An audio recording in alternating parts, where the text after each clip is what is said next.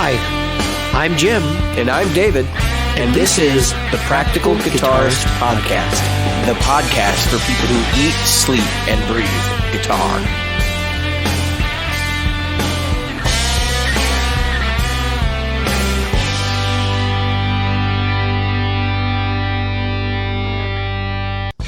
The Practical Guitarist Podcast is brought to you by Great Lakes Guitar Pickups.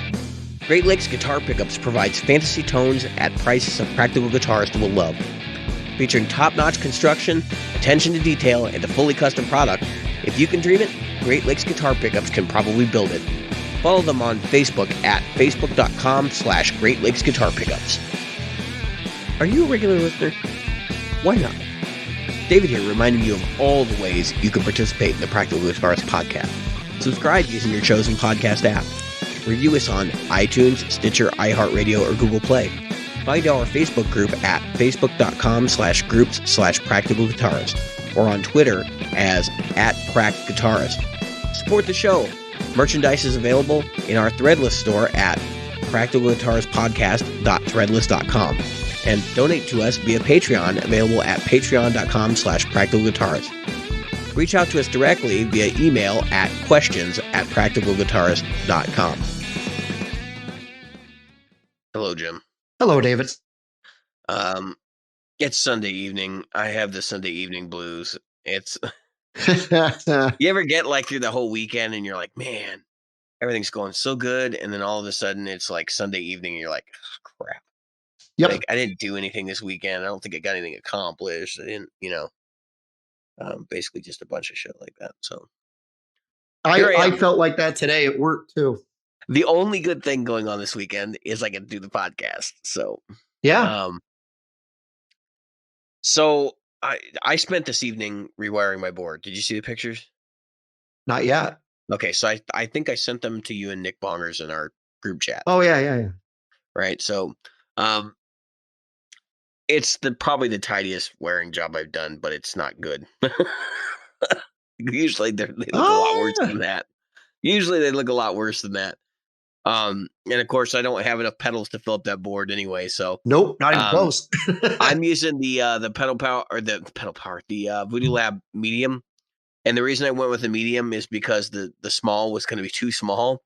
And that's literally the only size up is the medium.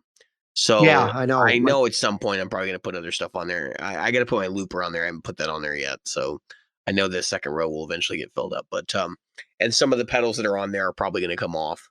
You got your 50-50 out there. Be replaced. Yeah, Jim. Yes, I have the 50-50 on there. So I like the 50-50. It's a good 250.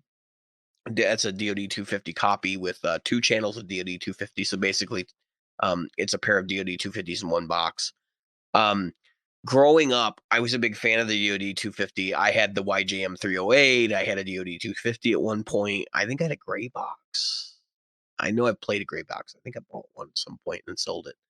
I had the 250 a long time ago. Or I mean, yeah, 250. Yeah, it's the same thing. I mean, so the only difference is this is 2 in the same box. It's got some clipping options. I actually like the clipping options on it. However, I kind of just feel like I'm growing out of the 250. It's really gritty.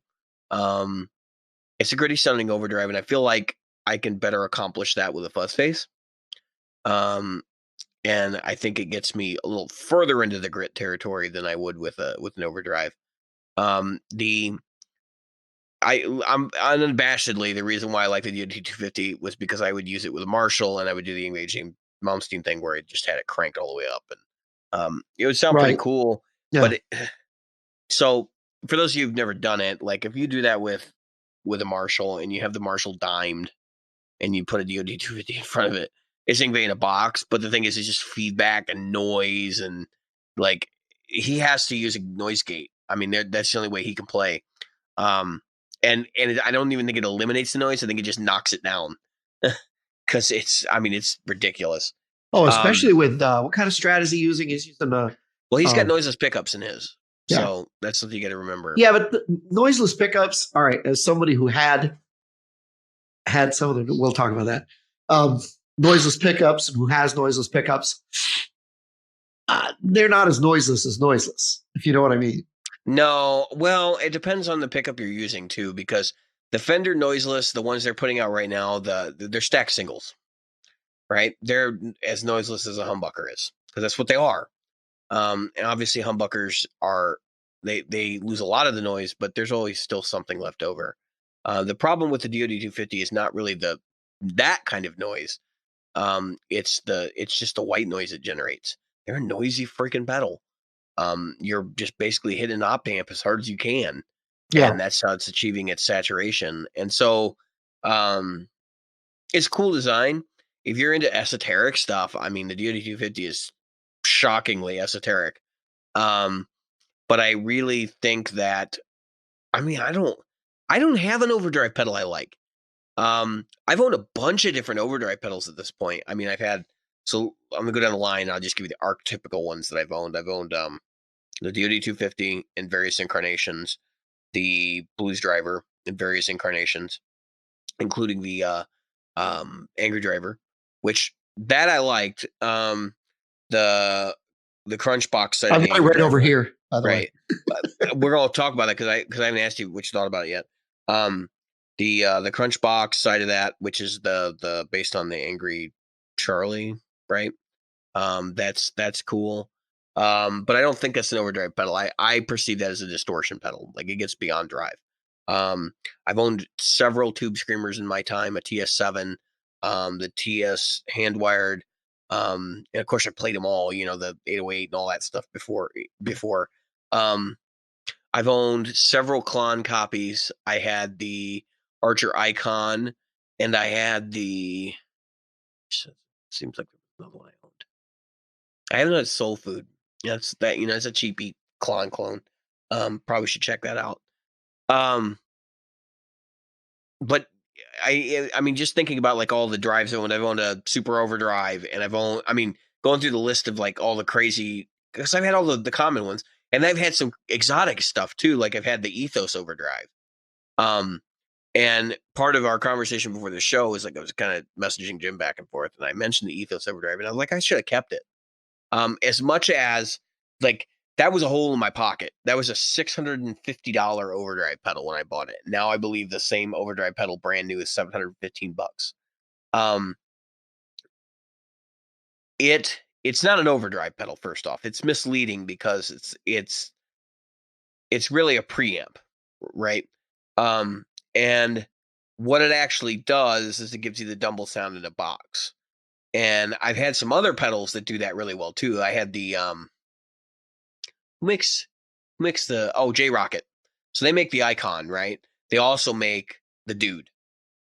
And I had the Dude, and I had it on a cheap budget board, which was like basically gave me the same sounds I was getting on my big board. But it, smaller pedals, smaller form factor, whole thing. And the J Rocket Dude was one of the few pedals that I kind of feel like got close to the Ethos. So I've been kind of thinking about like maybe I should get another Ethos Overdrive and just bite the bullet. I know they're expensive. I know that I can't really use it in all scenarios where I play, but I feel like what it did give me was good enough and made me happy enough that I could get away with it in a lot of different situations. So what I think my biggest problem, and this is where I'm having this tonal crisis, which I wanted to talk about on the show. I have an extreme aversion to high frequencies. It has been told to me many a time by many a guitar player when they listen to my mixes that there's no high frequencies in my signal, that I cut things like too low, and that I don't stand out in the mix because of that. But my guitar sounds are never thin either. They're usually very full and muscular. So the last like 2 years, I've made a conscious effort to dial in more high end than I normally would. And when I say high end, I'm talking about like presence, like the really top stuff, the fizziness and all that. Um, I if I could shelve an amp, I mean, I would. I would literally just take off everything above, 6.5K and just leave it warm, and then of course tighten it up and stuff, and hopefully get what I want out of it. My Mesa Boogie, everybody does the DV thing on the Mark series. I typically take my high slider and I'm pulling it back below 50% on the slider. And it's just because I like to round off um, that set of frequencies. Now, something happens when you have a tube amp. At bedroom volumes, those frequencies aren't as prominent, and that's because of the equal volumes curve, right? So if I turn it up, automatically you get all this presence and all this treble, and that is where I'm like, I don't like that sound. I like it to be within proper ratio with everything else. So the Marshall sound to me, when you're playing at a bedroom volume, is very thin, right? Because people, if you use the same tone controls you do when you turn it up, because when you turn it up, the mids tend to overpower everything else, and the low mids start to take over. Um, and I think that's always been something that I'm happier with. I had that PRS Sanzera, the 100 watt, or it's a 100 watt head, I think, and that head is 100 watt or 50 watt, I don't remember, but that head sounded really good, um, but only when it was turned up. And that was the same thing with my Mark V right now. Is it sounds really good, but only when it's turned up, and um, it's just driving me crazy. So I pull out, so I get my pedal board laid out, right? So to give you kind of idea what the signal path is, I have a compressor running into my warped vinyl, which is like a chorusy thing, and then that runs into the DoD 250, or in this case, it's going to be the 5050 from Pelican Noise Works, and then um, from there, I'm running into the Source Audio fuzz, the purple one, right? Um, and I just to test my board, make sure all the connections were good.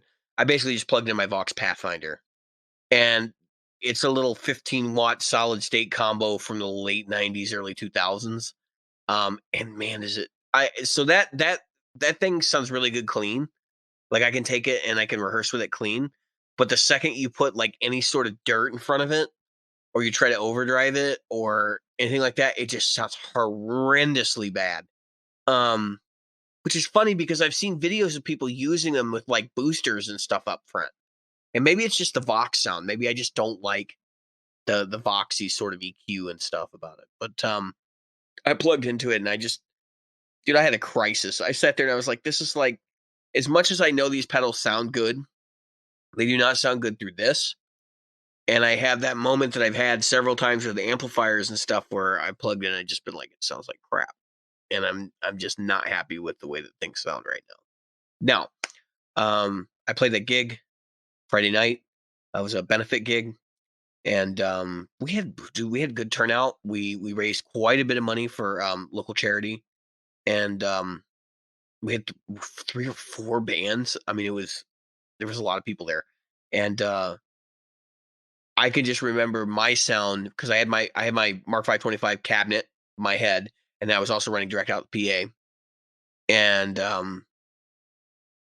it was okay. It was a little thin, and I think part of it's my guitar right now probably needs to have the truss rod adjusted. I'm hearing too much fret rattle, but I could just that annoying high end thing was going on, and I was just getting very frustrated. And I think my ears are probably fatigued. I don't know what's been going on in my life that's causing my ears to be fatigued right now, but I just feel like I don't know. I'm generally unhappy with the way that my guitar sounds in pretty much every setting.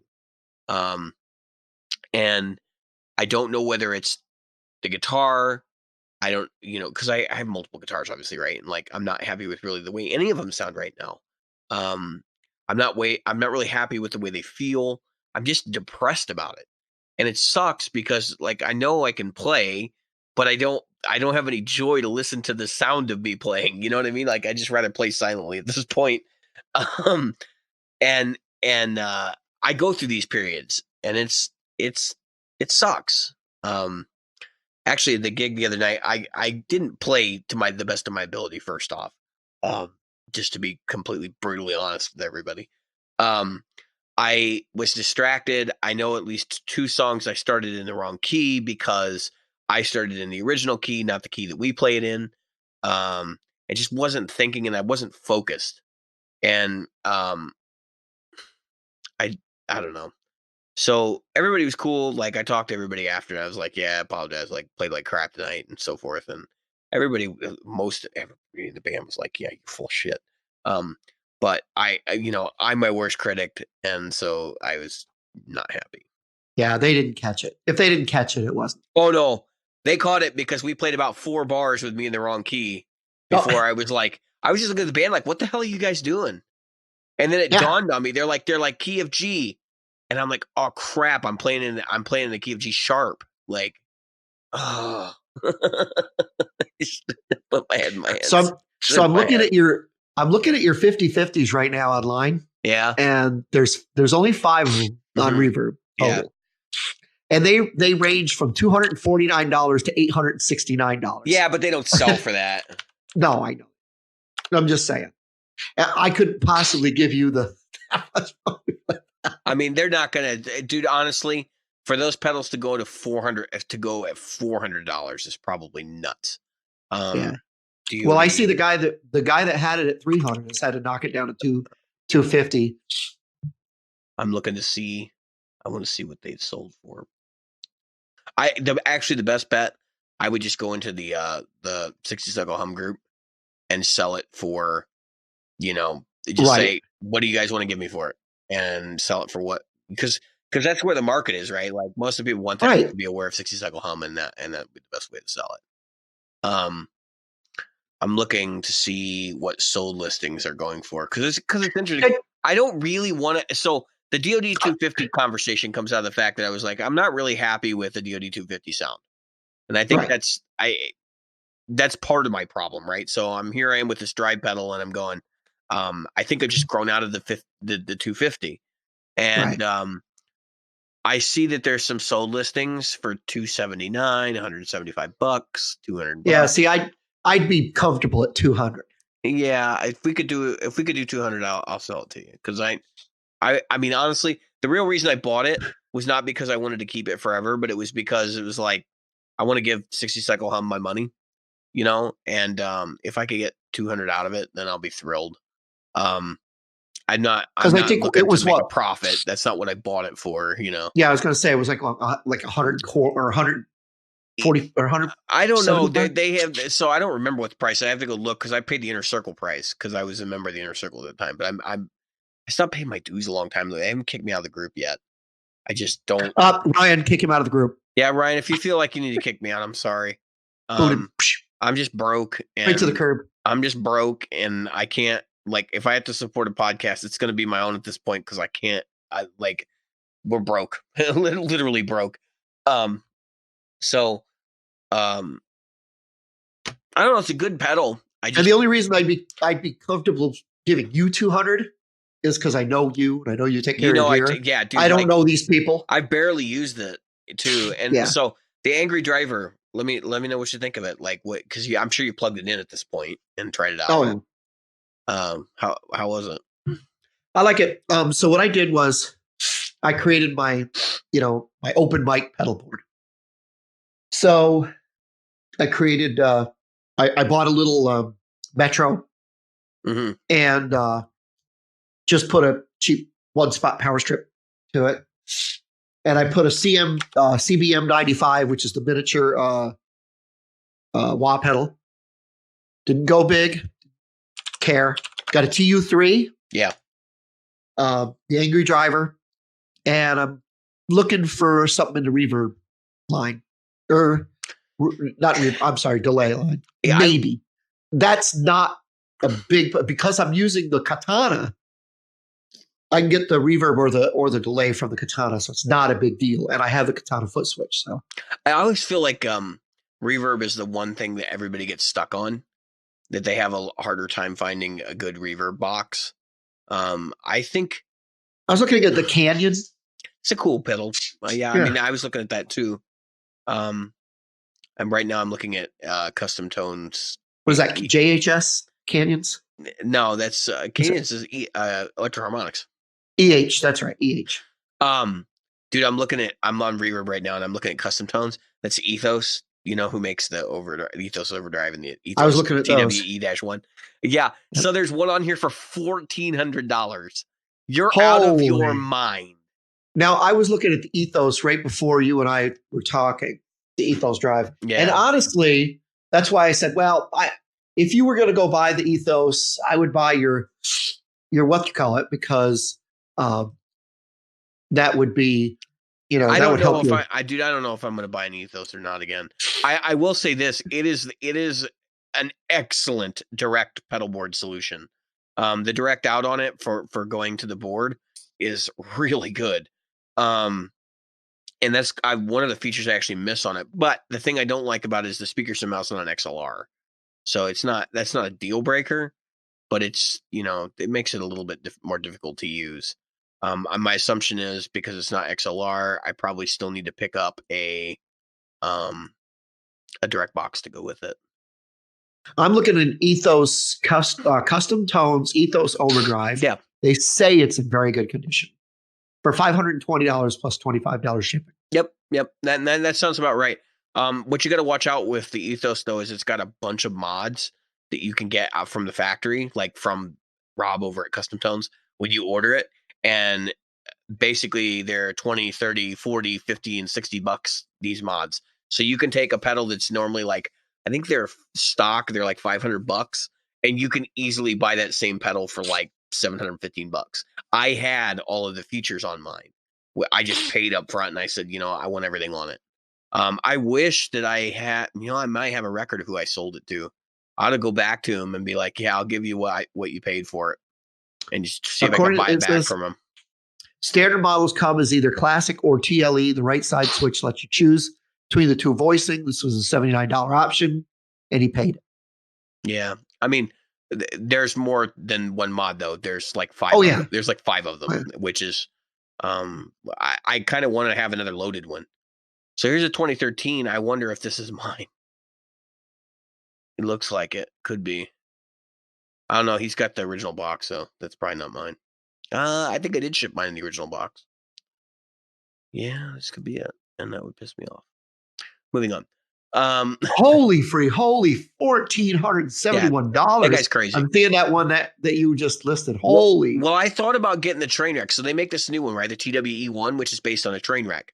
And that pedal sounds really cool. If you go watch Pete Thorne's video of it, you can see that he actually has marked on his where he's putting the settings because he's been using it live.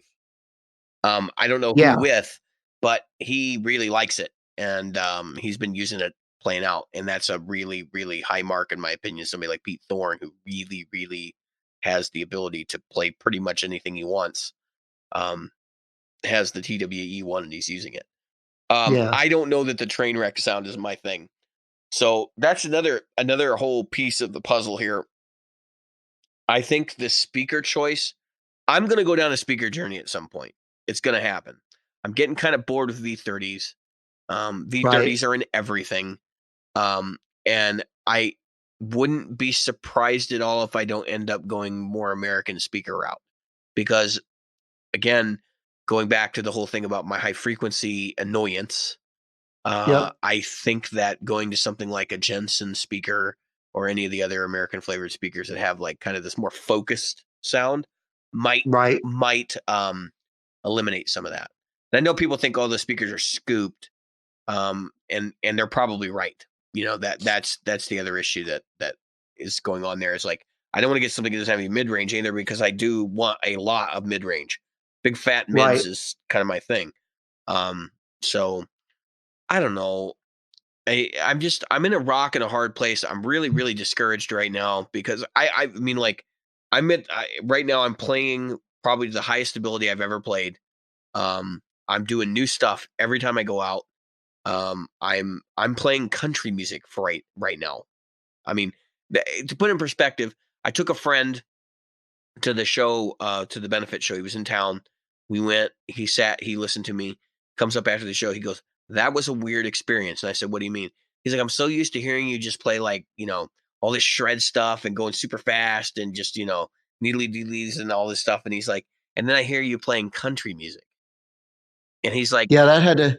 He's like, "I watch you take a second before you do something and you like think it out before you do it." And he's like, and then you pull off these licks that are, they sound good. Insane. Like, yep.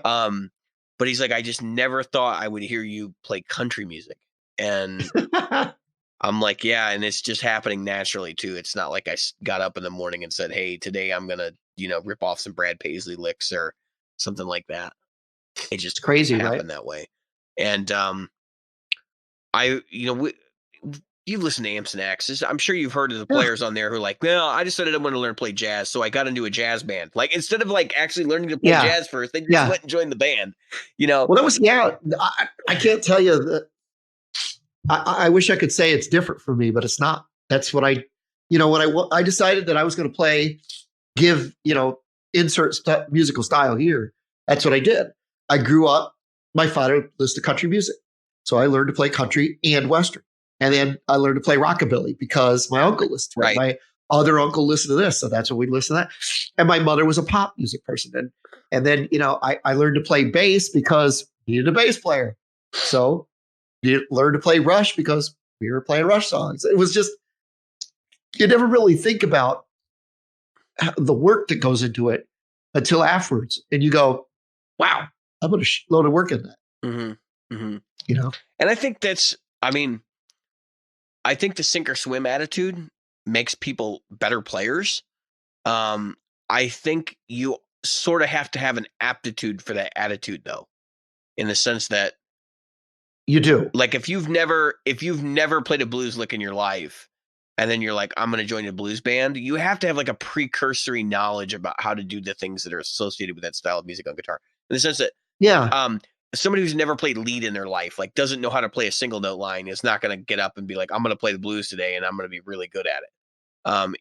You have to have the perfunctory skills that can drive that decision making. Like I didn't get up and go, I'm going to just start doing, chicken picking today. Like that's not, I mean, I knew how to do it already.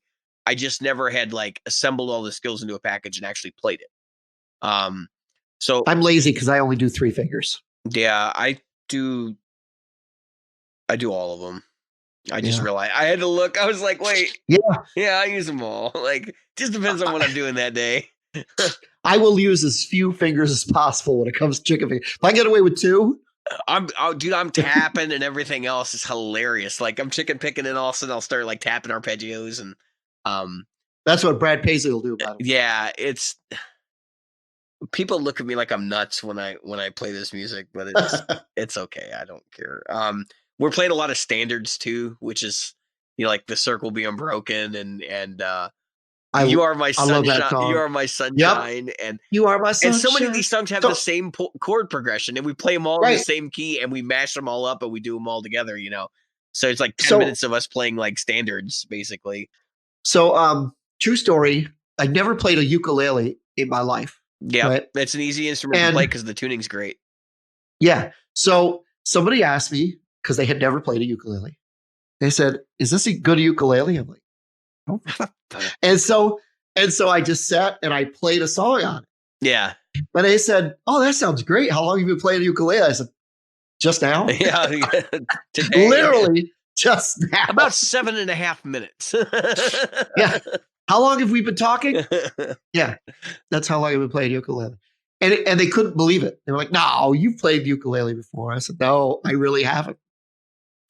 But I mean, after a while, you get used to what a bend does. You get used to, for some people, bending is a muscular thing. For me, bending is a total thing. If I can't hear my guitar, I sound like crap. Total crap. And so some people, it's like, okay, I got to put my 3rd finger on the B string at the 8th fret, and then I'm going to let go of that and have my 1st finger on the 5th string, and and I'm like, I don't know what you're doing. I just freaking make noise. Yeah, well, in my family, we talk about this, and we were talking about actually the other night, because of course my parents come to some of my shows, and they were there, and they were talking to my buddy who was there, and they were talking about the fact that like many people in my family can pick up an instrument and just play it. It's not like they have to sit down and figure it out. Like once they figure out which note's which and how to play a chord, then they go to town. And I think there is a natural aptitude for that, but I think that's not like virtuosic either. I think there's a lot of people who are what No. I would consider multi-instrumentalists who are really good at a couple of instruments, but they're never going to be as good as like the people who are the masters of that instrument. And that's okay, because let's face it, for 99% of your playing needs, a multi-instrumentalist is going to be able to get through it. Most of your songs on the radio are not going to require an Eddie Van Halen, you know. Um, so I guess it works for a cover band situation. My whole thing has always been that I want to be the guy that's like mastered my instrument, so that I don't have to worry about somebody saying, "Hey, can you play bass on this song?" No. No, that's not what I do. You're not relegated to playing bass. That's not to say that I don't have the ability to pick up other instruments and play them. But I'm not going to offer that up as, how good I am on other instruments and stuff. I play keys, I play drums, I play bass, and I actually now I've been told I'm pretty good at bass, which is shocking to me. And doesn't mean that I'm going to like drop everything and be like, oh, now I'm going to play all my own, stuff on my records, because I want a real bass player. I don't want a guitar player's interpretation of what a bass player would play, which is what I am. So, but yeah, no, multi-instrumentalist, big thing. And we actually had a couple of multi-instrumentalists in the band for this last show. So Old Stumpy's usually it's me, Kyle Tash, John Oldson, Johnny Tash, and Bill Tash. So 3 brothers, and then myself and John Olson. John Olson is jokingly the 4th brother.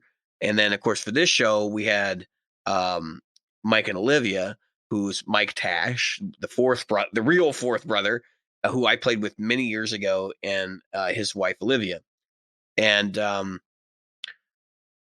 it was a different experience. I think that was part of the reason why I sucked, because we had a key player sitting in with Mike Tash was playing keys, and he was sitting in with us.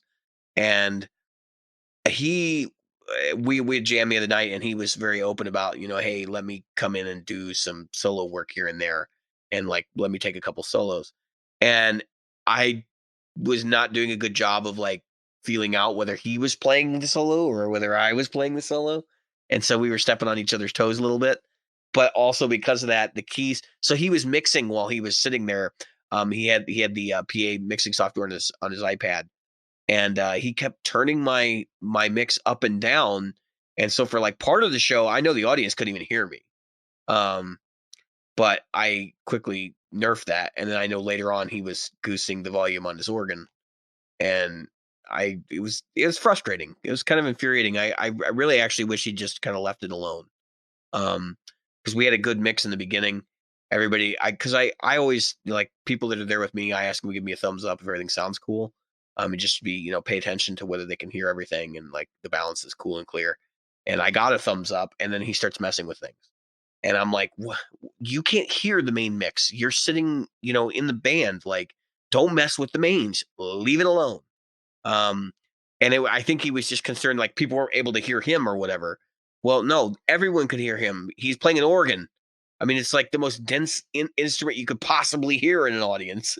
There's no way you're not hearing an organ. He has that vent pedal though, the ventilator. He has that, and it sounds great with the organ.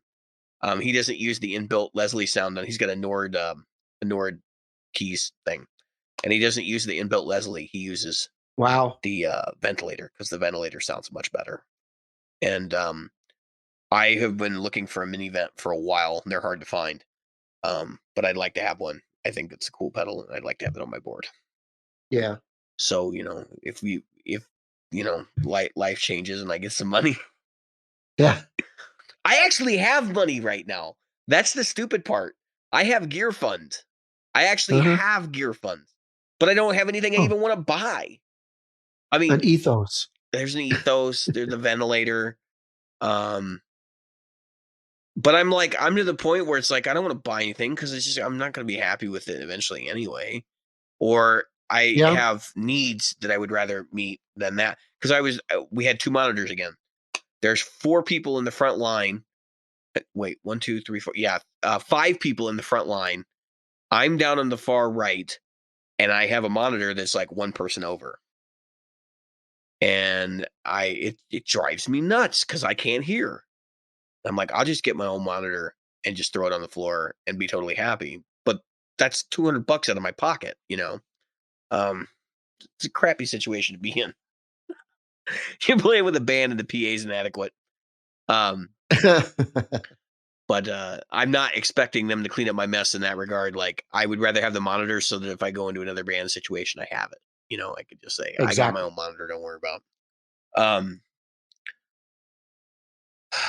So right now, Guitar Center, I guess you put the ad in there. It said they're doing a special where they're selling a head rush with a FRFR. That's not Guitar Center. That is Sweetwater. Oh, Sweetwater. Mhm. Oh, that's Sweetwater? Yep. Wow. 2 days. So if you're interested in a head rush, you can buy head rush and get the head rush FRFR cab to go with it.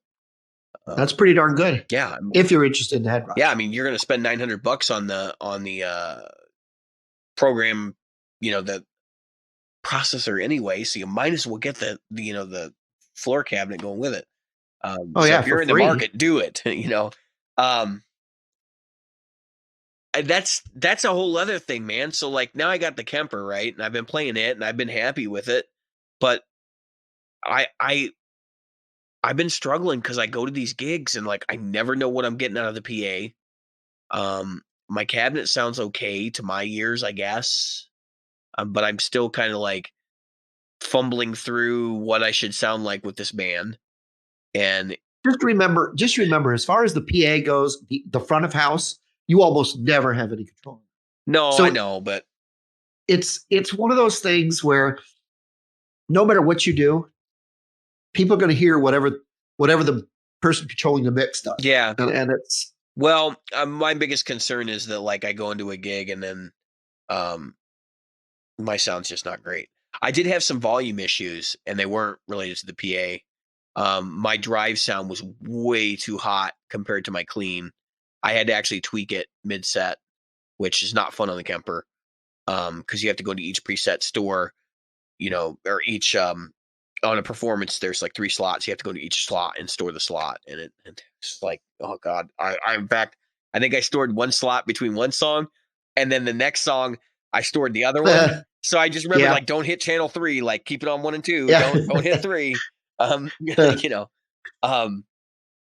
and I just the main thing is the treble thing. Like, I think for what I'm doing in that band, because it's an acoustic band, I don't want any real like treble frequencies going on.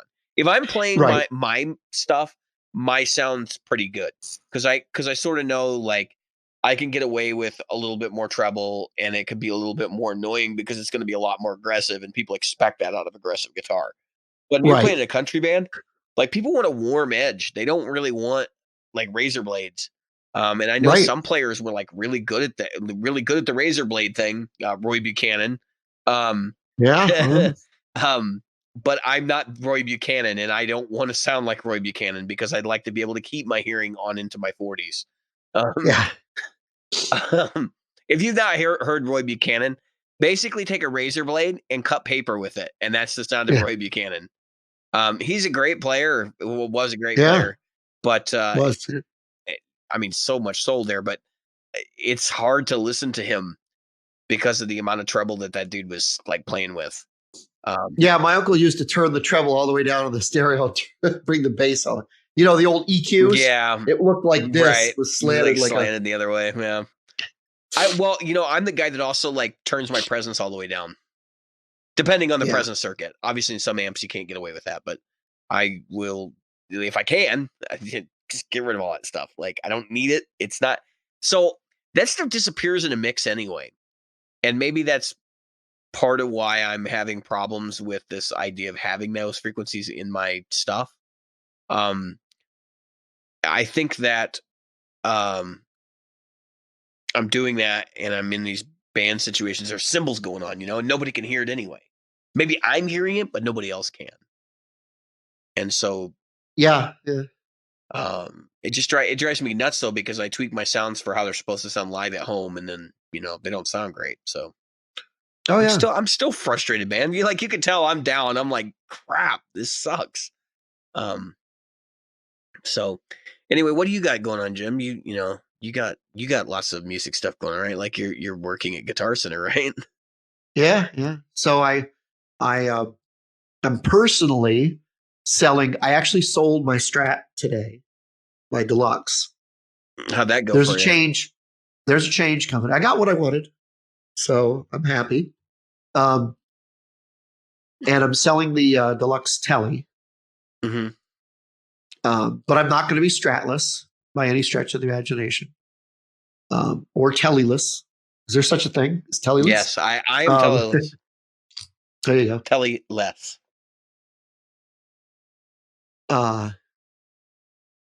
But as far as that kind of thing goes, it's so how do I say this? There's a change coming to my Strat situation. But I don't want to say anything because I jinx myself too often. You gonna buy a Sir? No, not a Sir. I would not do that to myself. No, he's gonna buy the Ultra. What? That's my prediction. Will I do that? That's my prediction. Is Jim is going to buy the Ultra because Jim has a tendency, and I'm saying this to our listeners. This is breaking the fourth wall.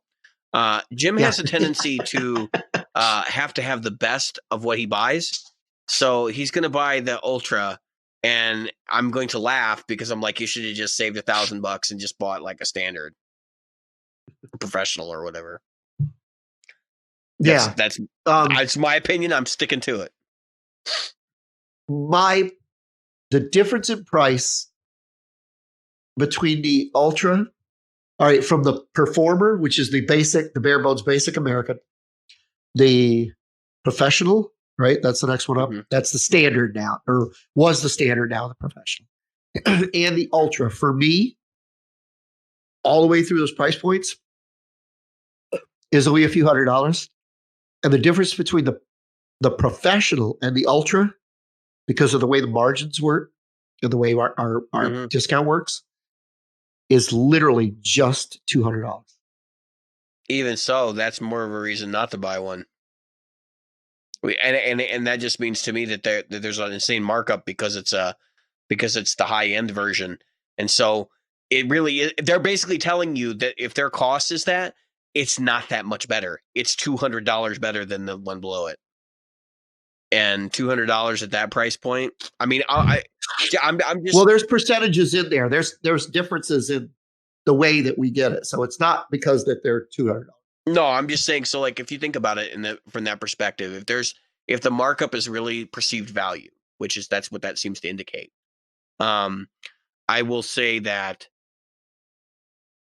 there isn't a killer feature on the Ultra that would have me buy one over a Professional. And believe me, I'm a Strat guy. Like, you dyed in the wool. Like, I know my Stratocasters. I honestly don't know that I would buy any Fender Stratocaster at this point, because I haven't been super happy with anything I played from them lately. But I would definitely consider. What is my daughter yelling about? We're podcasting. I don't know. Stop it. Anyway, yeah, the door's closed. There's nobody in there. She's yelling at the TV or something. Anyway,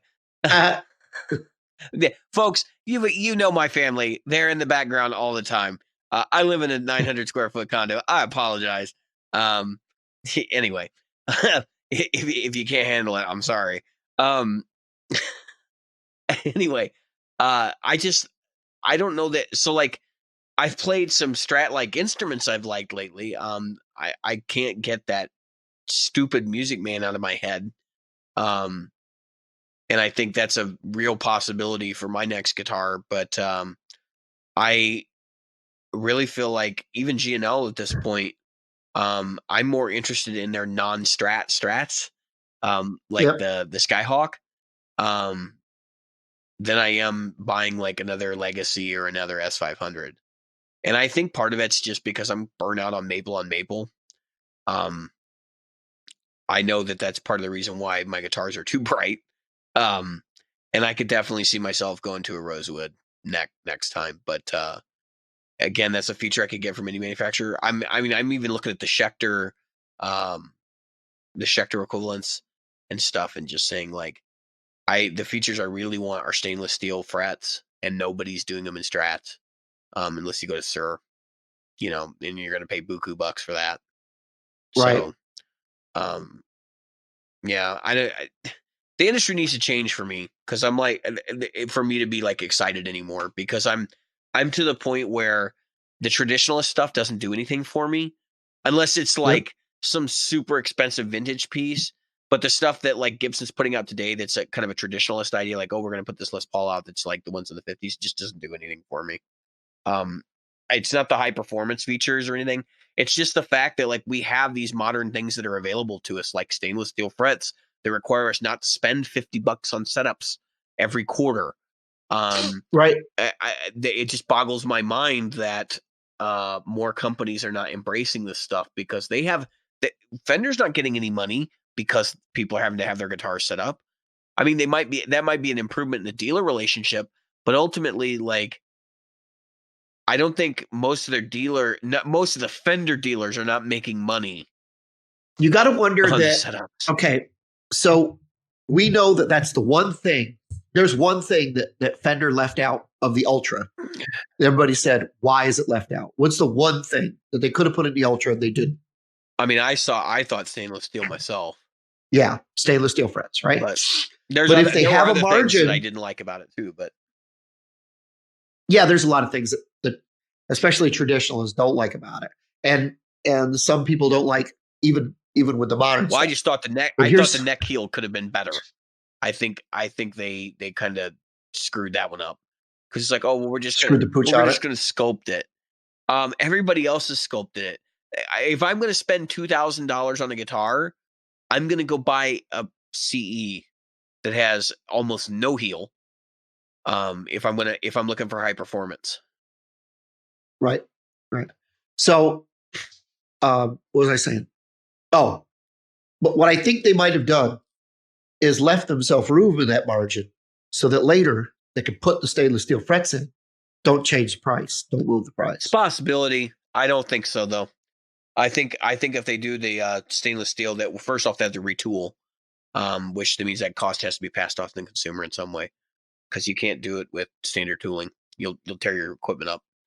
Um, and furthermore, I think they're afraid of it. I think a lot of companies are afraid of it. I think Gibson's afraid of it too, and I think that's because of number one the increased cost, but also because for them it signals that they're going modern, and there are still people out there that believe that the tonal differences between stainless steel and nickel are enough for you not to buy an instrument. That's what I was going to say. Um, So that's another thing that comes in is it's a possibility that somebody's going to say, "Hey, wait a minute, I don't want right. stainless steel," and now you guys are putting it on the guitar. I just got done saying I wanted it, but the thing is, that's where it. All right, to me, the Les Paul standard, okay, is the standard. Boom, done. Okay, done. It you got a 50s, you got a 60s, you got the P90s, done. Now, same with the SG standard, right? And you got the 61. Okay, so you got the standard, you got the 61. Okay, that's nice and easy, right? Now in Fender, you've got the professional. Here's the professional. Mm-hmm. There it is. There's the standard, which I don't know why they went away from it, but for the wording, but whatever. That's the standard. That's the old fashioned. This is your guitar. It doesn't have a sculpting. It doesn't have anything. Doesn't have anything. Noiseless pickups. Doesn't have any of that crap. It is what you expect. It doesn't even have locking tuners. Okay. So now, Ultra is the one where you can do that. You can do those things to it. To me, that's where you would do it. Just like the modern, Gibson said, the modern's where we're going to screw it up. We're going to make it modern, and we're going to do all these things. But if you don't want modern, don't worry about it. The standard is going to stay the standard. You know what I think they're really afraid of? And I can give you some evidence to this, but I think both Fender and Gibson are afraid that their setups would have to improve. Their factory setups would have to improve for stainless guitars to sell at Guitar Center specifically, because the guitars don't get highly set up out of the box. And the evidence I can give you of this is like in Gibson's case, um, they just got off this whole tinge where they were putting on those adjustable nuts because they can't cut a nut to save their lives. And that is something that a lot of people have bitched about for years, is that Gibson can't cut a nut. And almost everybody I know who buys either a Les Paul or an SG, the first thing they do is they rip the nut off and they put a correct one on. Um, Regardless of whether they're really a problem, because it's got to the point where it's just like, no, they don't know how to do it anyway, so you just don't take that chance.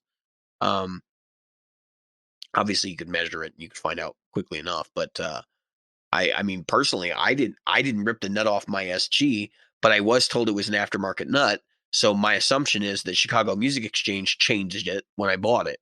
They changed it before it even hit the shelf. Which should tell you something. Um, that's I think that they realize if they do something like stainless steel, where the fretwork has to be pretty much flawless coming out of the factory, and that the neck has to be properly adjusted in the store for a player to like really bite on it. Um, that's going to be a problem. So that's kind of what I want to lead into here. So if you were to do stainless steel, here's the deal: you don't ever have to have fretwork done. Um, I mean, at least not unless you damage it. Um, as long as you're using nickel regular alloy strings, right? The regular stuff you buy. The strings will break before your frets start to grind. And they're slippery, etc. Like there's playability bonuses, but the main thing is when you get a neck that has nickel frets, they can be worked on. And so if it comes into a dealer and the dealer's not happy with the way the guitar plays, and it's because there's a high fret or a low fret, they can send it into the repair room. The guy comes in as once a week or whatever, and he just knocks it out real quick, and then they put it back on the shelf and it sells, right? Whereas if it's stainless steel, some people won't work on stainless, first off, because the tools get chewed up faster, but also that setup is much more critical because the number one, the tonality differences. You're going to notice the brightness more if you're having more fret rattle with stainless steel. That's just the way it is. But also because the uh, it's almost unalterable from the setup perspective. So anybody who's ever picked a guitar out of a box when it comes from the factory knows that the neck is never perfect. It needs to be adjusted. I've had people tell me, "Oh, they're almost dead on." Adjust it. Don't tell me it's almost dead on, because you basically just shipped it across 3 climates or 4 climates, depending on where it's coming from. There's no way in hell that guitar is in proper intonation when it comes out of the box. And even if it is, there's no way in hell it's going to stay that way over the next 6 weeks after it comes out of the box, because it's going to adjust to the humidity and stuff in the room. And actually, that's part of the reason why I'm complaining about my S500 tonight, was because I had just taken out of the bag from the gig the other night. It was at my parents' location for a while. They had a dry house. I was having some fret sprout and stuff. There was no fret sprout on the guitar when I took it out of the box, so I know it's acclimated somewhat to my environment. But the neck was definitely not in proper alignment, and it probably needs to be tweaked, which is causing a lot of fret rattle. Again, that guitar's got nickel frets too, though. And I've been joking with people that I'm trying to wear it out so I can put stainless on it, because I'm just sick and tired. And this is my complaint. So I think people who really, really like nickel frets don't play much guitar, because if you play guitar, you'll realize that your guitar doesn't play the same after you've had 5 or 10 setups done to it where they've actually had to crown the frets. They start to wear down, and they wear down fairly quickly. And I've had guitars where I got them and somebody had completely worn out the frets. I took them in. The guy told me, "Oh yeah, we'll shape it up for you." And then you get it back, and the frets are like a millimeter high, and you're going, "This is not what I had before. Like I had way more fret material here. What did you do?" And they had to crown it. And like I don't fault them. They did what they had to do to make the guitar playable, but ultimately it doesn't play the way it did before because there's not as much material there. So that's where I'm kind of at with my S500, is that I've had enough setups done to it now, and I played enough of it that my frets are getting lower, and I don't like it. And I can sense that little bitty difference between when I got it new and what I have now. That's why I want stainless steel, because I don't want the guitar to change over time. I really don't. I want it to play factory new in proper playing condition right when I get it. And I don't want to have to worry about, oh man, is this fret going to be too low because I've been playing this one song and it uses this one bend right here and it's really bad, which basically is what happens, and it becomes annoying. It doesn't play right and it doesn't feel right and it just ticks me off. And I know I've got a really good guitar and I spent a lot of money on it, but it doesn't play the way I want it to. And that's what this is all about. I mean, we want guitars to play and sound the way we want them to. So stop trying to give us something that's going to change over time. That's why I'm freaking frustrated with Gibson and Fender on this. And it's not just them. There are other companies that won't do it either. Just stop trying to pretend like guitars get better with age. They don't necessarily. Usually a guitar that's better with age was probably better to begin with. You know what I'm saying? Vintage guitars, I've long speculated it has to do with the manufacturing that went on in the 1950s and 60s and 70s that made those guitars great. It has nothing to do with the aging process. Oh, the wood dried out. Cut the crap. You put lacquer on top of it. Where do you think that moisture is going to go? I mean, I don't buy it. Especially guitars from the 70s and 80s, because by that time they were using urethane lacquer. They were using urethane, plastic. It's a paint that goes over and holds in moisture. So you can't tell me a guitar gets better with age. It doesn't. I don't believe that. I think it was just good wood to begin with, and we used it all. and the construction methods. You know, that's a big part of it too. But yeah, I would love to. I've been thinking about buying vintage, man. But who's got the money for that? Unless you're going to rob somebody and find some $400, pawn shop prize that nobody knew they had, then you'd be robbing somebody blind. I don't feel comfortable doing that either. So I can rip the frets out and put stainless steel in it. So, because I don't want it to change. Speaking of that, so I watch sometimes this thing called Trogley's Guitar Show. I watch the show too sometimes. And I'm like, I don't understand how he makes money. He buys guitars for people. So he'll buy a guitar, he'll do a video of the guitar. Right. Then he charges the person for the video. He charges the person for the brokerage. And then he sends the guitar. I'm like, who's using this guy? Yeah, authentication services and that whole thing. Yeah. That's essentially what he's selling is authentication services. Yeah, but some of the stuff, I mean, I understand it if you're buying a $12,000 guitar, $15,000. Nobody needs to authenticate a $500 guitar. That's what I'm saying. And I see him authenticate $500 guitars. Tons Why? Of Why? That's what I'm saying. Why? It's not an investment piece. That's another mind-boggling part of the vintage industry is the student model guitars that have had this revival where it's like, oh, these guitars are great. Duosonics specifically, right? I'm looking at you. Look, I get that some bands have used Duosonics. I get that they're a playable instrument. I get that there's certain things that people like about Duosonics. But I'm also going to be the guy that tells you it's a Duosonic. It was never meant to be a professional level instrument. Like, stop it. And Silvertone and some of these other brands that were basically beginner guitars now have this resurgent revival thing. And this revival is like, it's damaging the credibility of people when they say, I'm gonna buy a $500 guitar and it'll be worth like $3,000. Nobody cares that you bought a Tisco or whatever. That this market is like a bubble. It's gonna pop. Nobody wants those guitars. They really don't. Well, that's what I'm saying. A lot of the guitars that are hitting the market now were sitting around mainly because there wasn't really any resale in them. And now, like the quote unquote Norland era Les Pauls, right? I mean, people hated them when they were new. They hated them when they were. Now all of a sudden, I think it's because people are going, well, I still want an old Les Paul, so I got to buy a Norland because I can't afford to get it. And that drives prices. Yeah. So, and that's another thing. That's a collector's idea. I gotta have an older guitar. Nobody thinks that Norland era guitars, which correct me if I'm wrong, was like 90 or like prior to 1990, like 80s guitars, basically between 1980 and 1990. Nobody's sitting around saying, "Man, those guitars are really desirable. We really want 80s Les Pauls," except for collectors. The 80s was not a period that was kind to Gibson.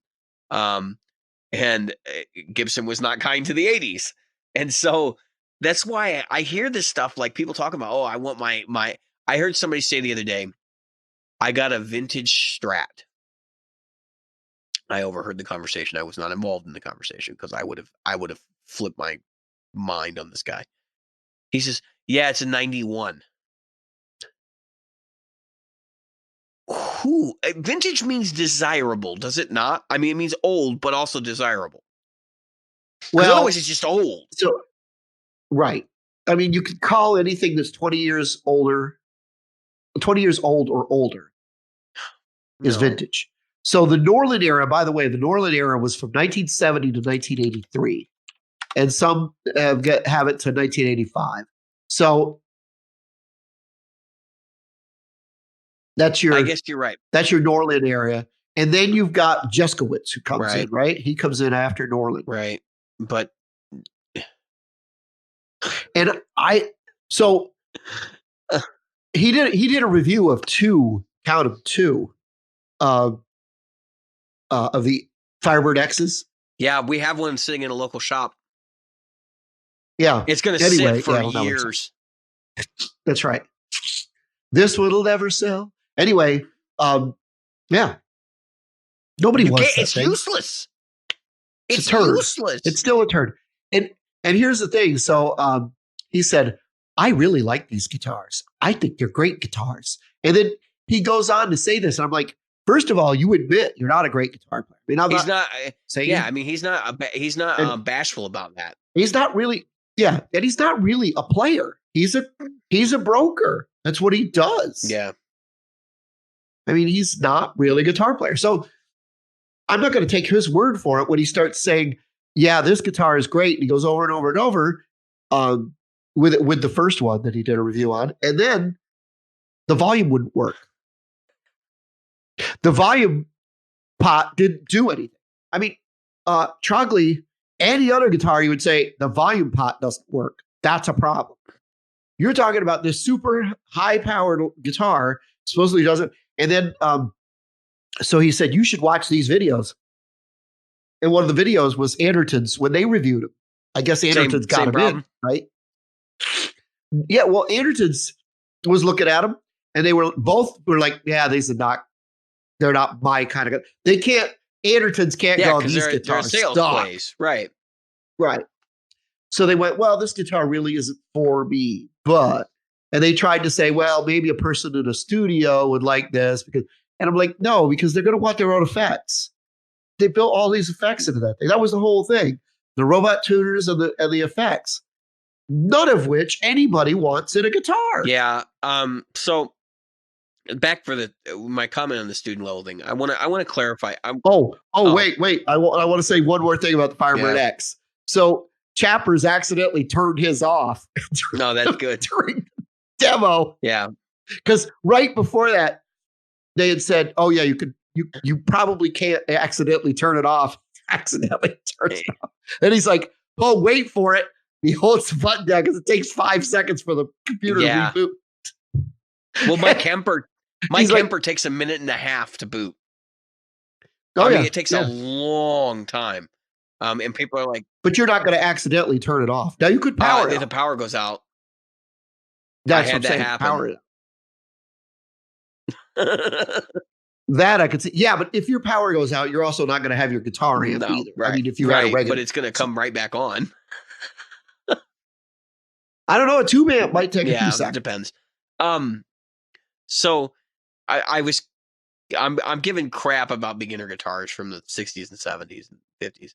Look, I'm not saying the guitars aren't playable. I'm not saying they're not better than what's being made today. I'm just saying that keep in mind what they are. And I know there's a desirable market for those, but that does not mean the beginner guitars of today will be looked at in the same way.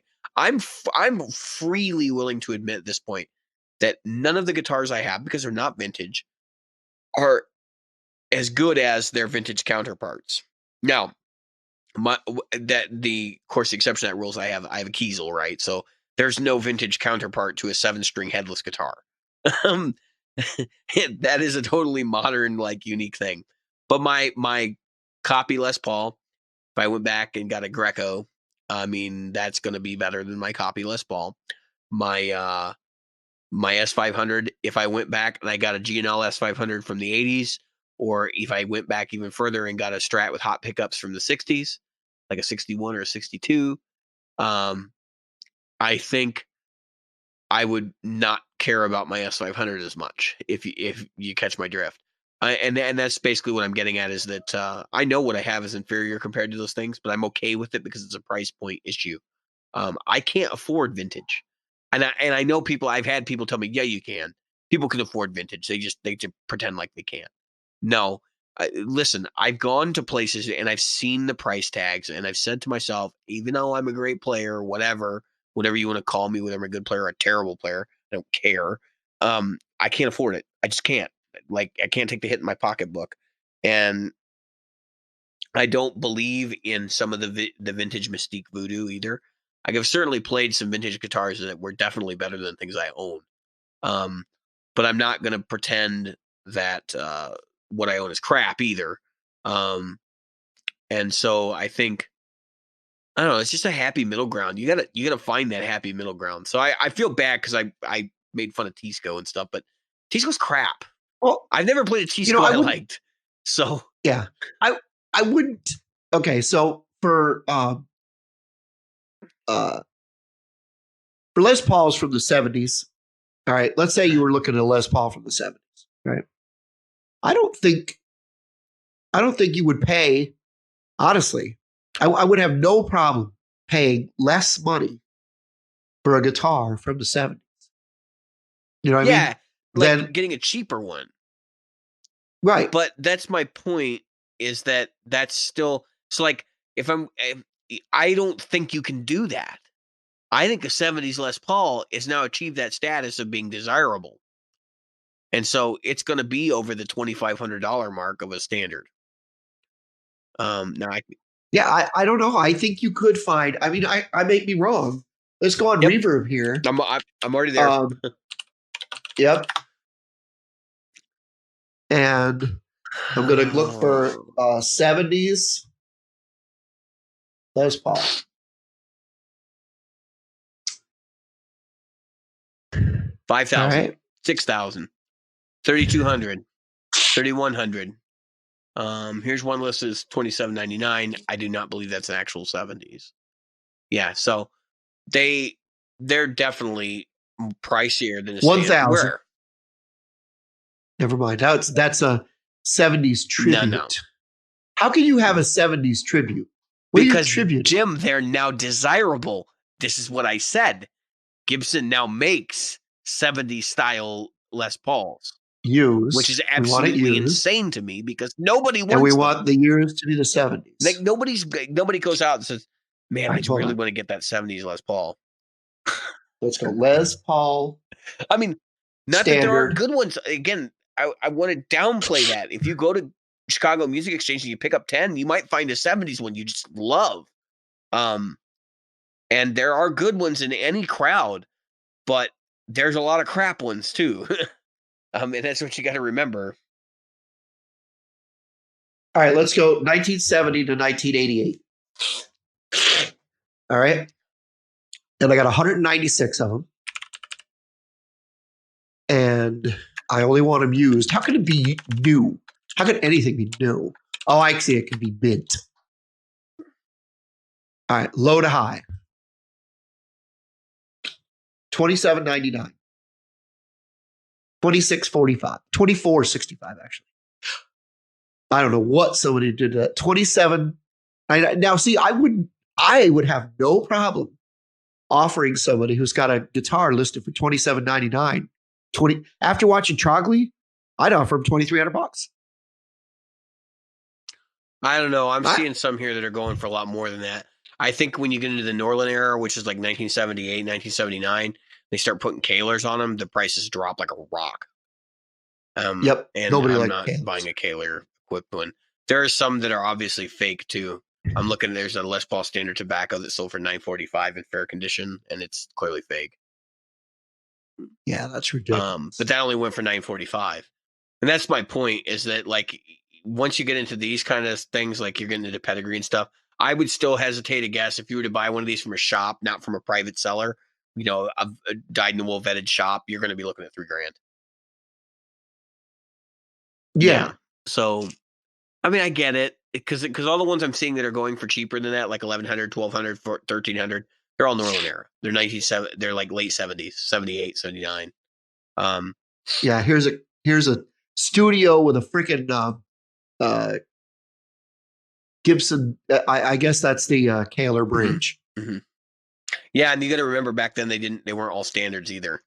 Some are studios and stuff because that started happening around that time where they were making cheaper models. So yep, yeah, they were trying to save money. Yeah. Well, yeah, I mean, like, weren't they making Les Pauls back then that didn't have pick guards and stuff? Because they were trying to get away from like having all these extra parts. Which is hilarious to me. But anyway, I don't know.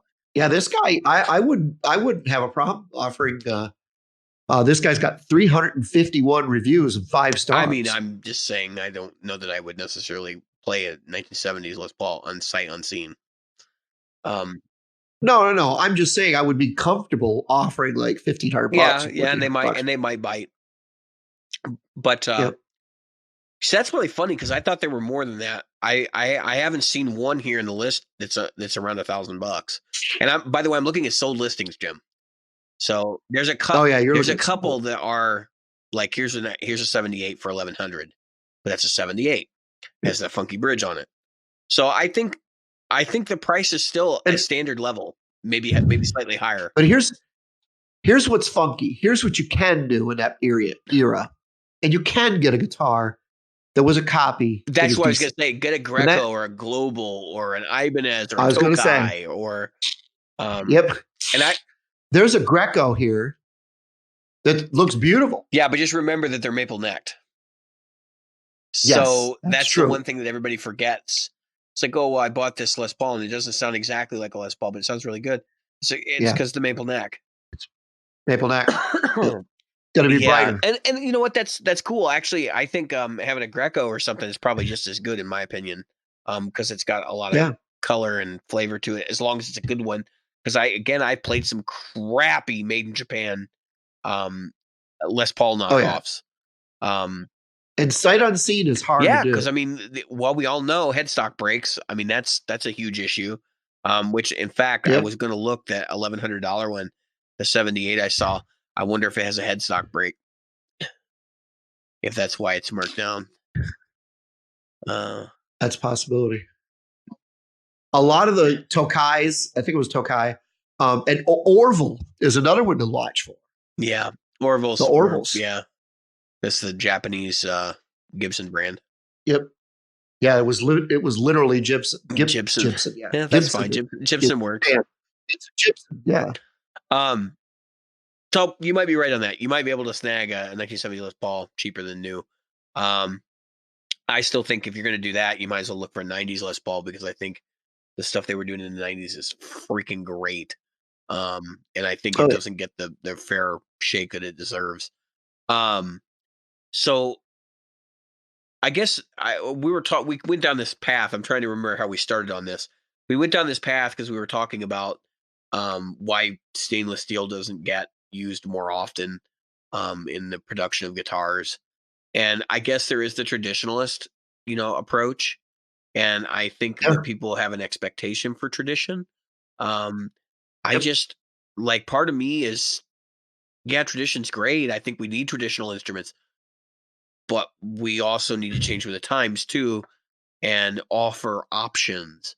And the problem with Fender and Gibson is they are so traditionalist, and they get crucified if they do anything non-traditional, that we're stuck with tradition. I mean, the electric guitar as we know it was established in the 50s, perfected in the 60s, and has stayed that way since. And yes, we've made some modifications and done some different things, but none of those have stuck. Because if they'd stuck, we'd all be You playing know, Kramers today. I'd say this. I just found an '88 Alpine White Les Paul. I'm kind of in love with right now. All right.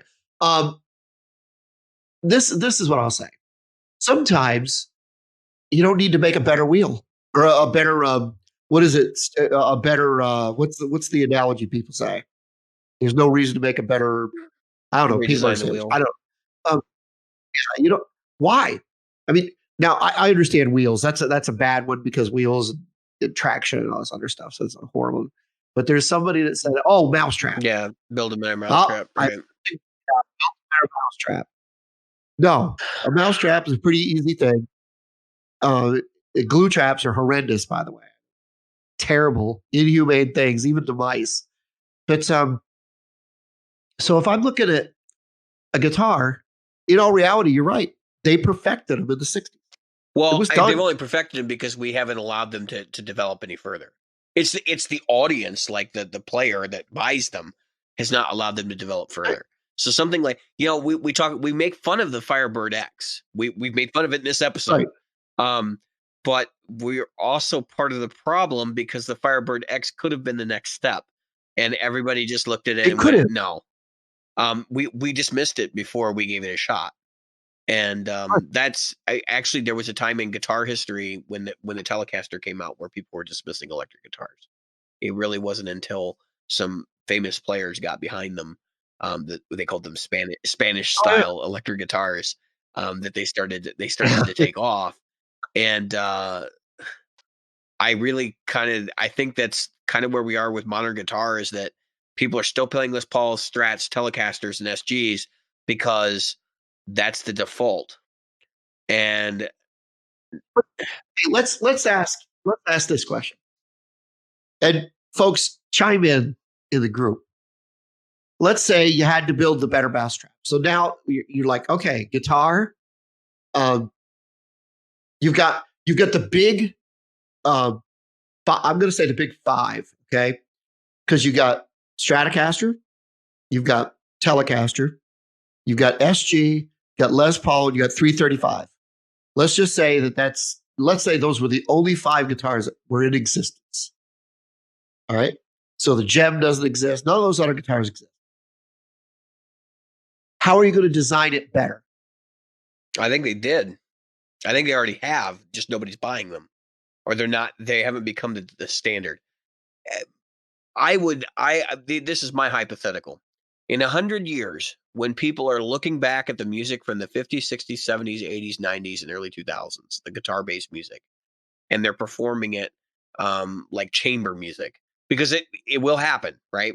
We have groups that play folk music from the late 1800s today, ethnomusicologists and the like. Um, do you think they're going to be playing these vintage Les Pauls, or are they going to be playing something that could do all of these different songs in these styles of music and play the entire repertoire? Because that's what's kind of disparaging to me, is that there's a feature distinction between these guitars too. They don't sound the same. They aren't even capable of doing the same things in a lot of ways. So like, you're not going to find a Les Paul that has a vibrato bar on it that sounds like what people think a Les Paul sounds like. You know what I mean? Um, and so I think that the future is a jack of all trades. And if you look in the development of instruments, specifically, like the guitar is a great one because we're all probably pretty aware of it. Um, the acoustic guitar, as we know it, was like this whole other thing. Um, Prior, like the classical guitars, they came out of the lute, and then they were building all these different types of harp guitars and stuff. And then they kind of settled on the classical design, right? Which was this gut stringed instrument with 6 strings and frets. And when then we ratified new standard tuning, then they started to use not standard tuning, but they ratified the 12 tone system. And then they did in Vienna. and then they started making guitars that fit that 12-tone system rather than Pythagorean tuning.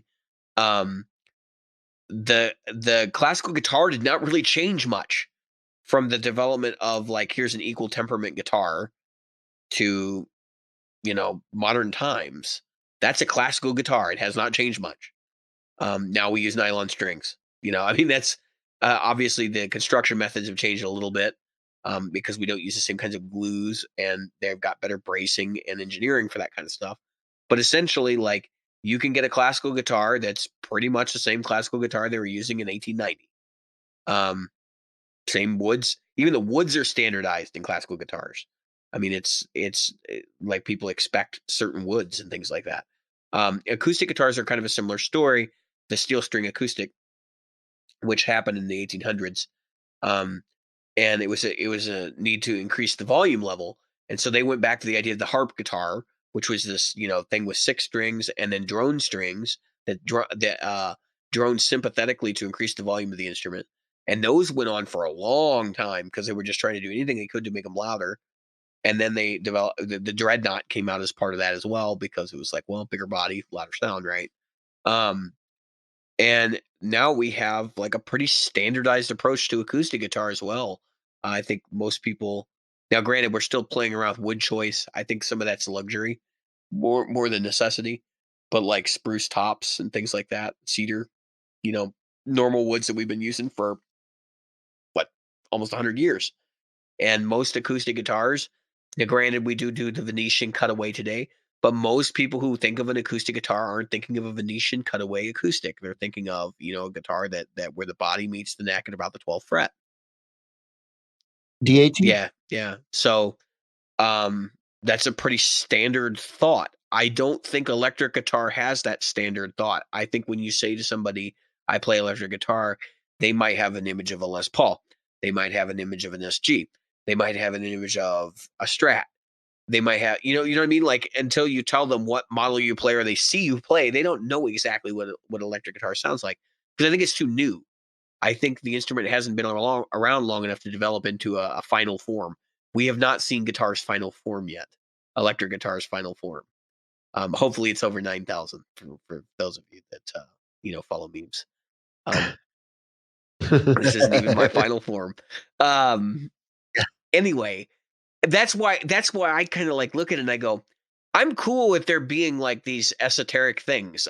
Believe me, I play Les Pauls and Strats just like everybody else. And I'm cool with the sounds that are available to me. It's not like I'm searching for something new. I just want really what I want is something that's a lot, I guess, that I don't have to spend as much time maintaining.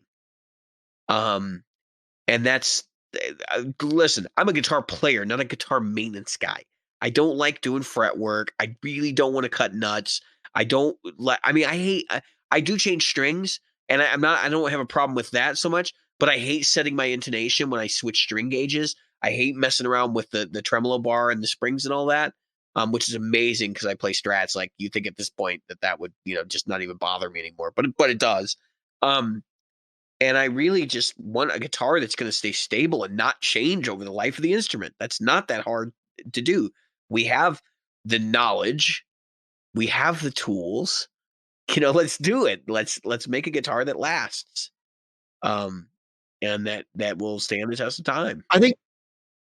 Okay, so I will come on the other side. Of course, because you're older than me. I think that the yeah, you're all boomers. I am literally at the end of the boomers. Yes. You realize that? Yes. 1964, end of the boomers. All right. So I'm going to say this. If that's my dog, by the way, keeps groaning behind me, like his life is so hard. It's just laying on the floor. He's like, "Shut up, Jim. We're tired of hearing you."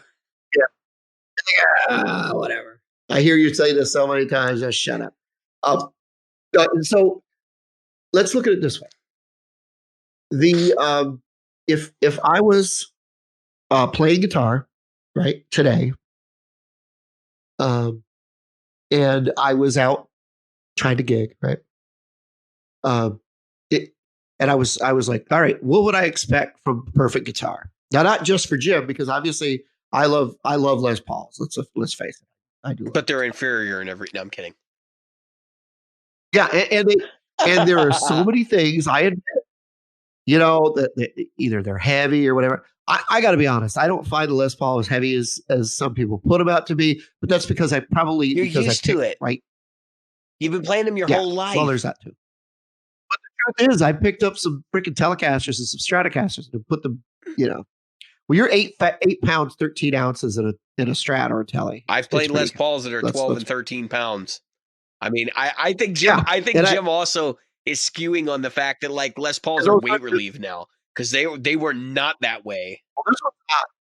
Yeah, One is not. But how much does that Les Paul weigh? I don't know. I would really literally have. I'll bet you it is weight relieved. It's a 50 standard. It's a 50 standard. They're no not more doing weight that anymore. Oh well, news to me. No more weight relief. My SG isn't weight relief either. Yeah, it is. Anyway, yes, it is. It's an SG. Yeah, because it's an SG. Exactly. That's what I was just going to say. But here's my point: we give up certain things we want for something we need. Okay, so there's a reason a Les Paul sounds like a Les Paul, right? It's a slab of mahogany with a slab of maple and a mahogany neck with either some dark wood fretboard normally, right? Whether that dark wood is rosewood or it's ebony. If we went to the SG, same thing. It's a lighter guitar, but it's a slab of mahogany with a mahogany neck and a rosewood or an ebony fretboard, right? So what makes an SG sound like an SG? What makes a Les Paul sound like other than the pickups, right? We all know about that. But everybody has to admit, you have to admit, if you put Strat pickups in a Les Paul, you do not sound like a Strat. I don't care how hard you try, you don't. And if you put Les Paul pickups in a Strat, you don't sound like a Les Paul. I'm sorry, you just don't, right? You don't even sound like an SG. You sound like a Strat with Les Paul pickups. And I'll get to my point here is this. So one of the things that you referred to where, okay, the guitar, in weather, it does this, it does that, right? It's because it's made of wood. And we have not found, we've tried. I'm not saying it won't happen. We have not found an alternate I have the perfect refute to this.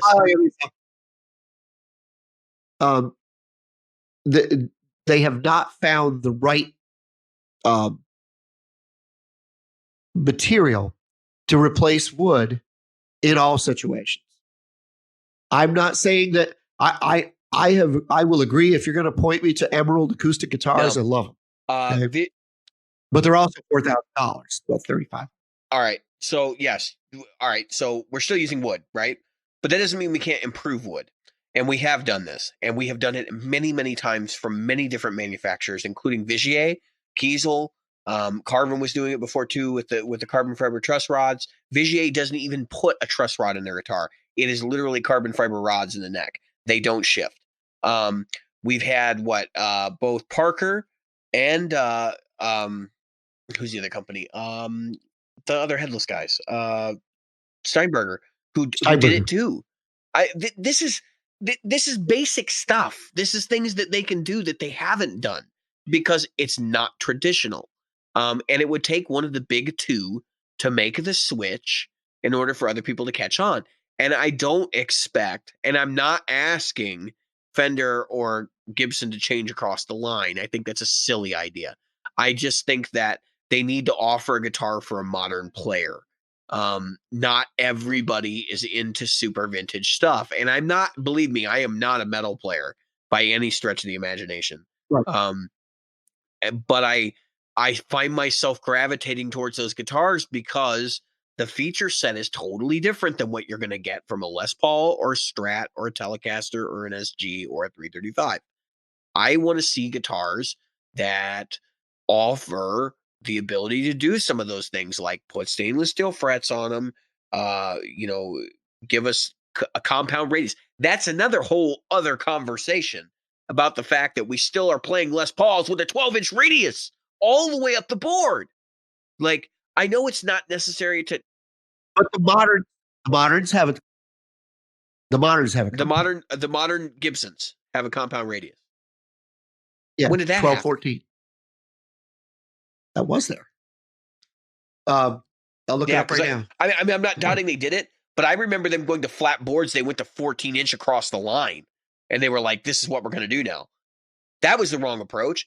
We had compound radius boards forever. And Gibson, you have no excuse. You have freaking Plek machines.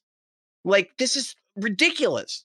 This is not even an issue of we do all our necks by hand, so we just do a single thing. Yeah, it's compound radius. Okay, so great. That's wonderful. And for a while they were doing that to the standard. And that's why everybody was and of course off. Right. And of course Fenders also do their compound radius on the ultra high end guitars they put out.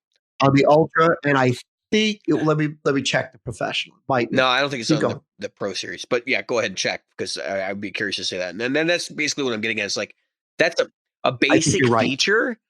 And I think stainless steel goes in hand with that. I think locking tuners across the line go in hand with that. If you're one of these people that thinks that vintage tuners are better than locking tuners for your freaking guitars, what are you on? Like, I know I'm going to get hate mail for this episode, and I'm fine with it. But I will rip a set of vintage tuners off, and I will stick locking tuners on, and I will not bat an eye. Because that's common sense. Like, you don't want extra wraps around the string. You don't, or around the post. You don't. You're going to have tuning issues. I don't care if you use a trem or not. and that's another gripe I have with Gibson is there are many manufacturers have come up with ways to deal with the tuning instability issues of the G and D string on Gibson guitars. Gibson will not adopt any of them. Why? Because of traditionalists. So they have the modern, they're going to put a compound radius on it, but they're not going to fix the single worst problem on the instrument, which is that the G and the D string cannot stay in freaking tune. I mean, come on. It's not rocket science. We have, I said it once, I'm going to say it again. We have the tools. We have the technology. Let's do it. No, I think you're right. I think with Gibson, remember what we said before, the hardcore elitists players are not going to buy the one where they fix the problem with the G and the D. No, but the people that actually play every single day in working bands and stuff will. And that's where I'm like, okay, build a traditionalist. I don't care. Build the traditional models. You'll probably sell more of them than the other because most of us are not gigging daily. But for the rest of us, we've got this guitar we actually want. What's the problem? And I don't care. You don't even have to make it a Les Paul. If Gibson can deliver a guitar that's in the vein of Gibson, right, with the features available to it, then I would purchase it. But it just seems like all they want to do is do this traditional thing. They don't want to offer new models. I know that everybody says, and you're absolutely right when you say this. Everybody complains that, Gibson comes out with a new model and nobody likes the body shape or whatever. It happened with the one that they ended up doing, the custom shop one, the modern, the modern or whatever it was. The modern, modern, whatever, the most recent one they came out with, right? The one that everybody said looked like a PRS. Everybody complained and they're no, we only want Les Pauls and SGs. I am not that guy. I am part of that minority of people that were like, no, actually, that's really cool because we're tired of seeing the same crap. I mean, there's a billion Les Pauls out there, and they all look alike. Joel Hoekstra is playing a modern V, by the way, with the Trans-Siberian Orchestra. I believe it.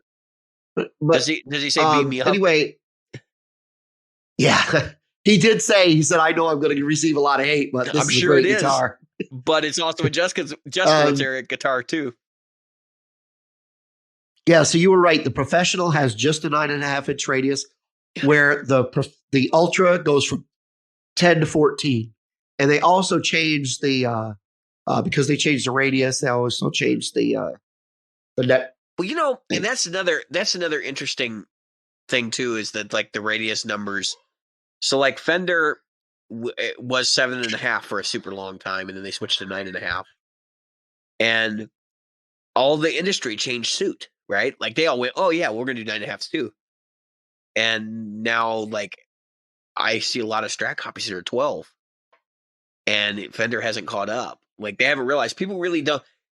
So the people that really want a 9.5-inch radius are kind of more, I guess they're less lead players, I guess. At least in my interpretation, mostly because 9.5-inch radius, and don't let anyone tell you else, can't get super low action and not fret out unless you do something to make it a compound radius. And I know people will tell you, oh yeah, you can. You can make it not fret out. No, you're not making it not fret out. You are manually adjusting the radius of your neck to make it work. So you no longer have a 9.5-inch radius. Right. And that's where it drives me crazy, is because people, are you playing the violin, Jim?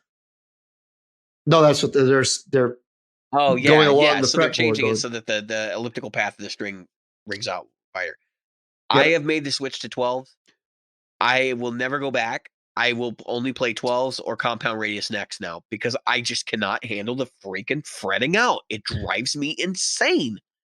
That is a flaw. That is not a feature.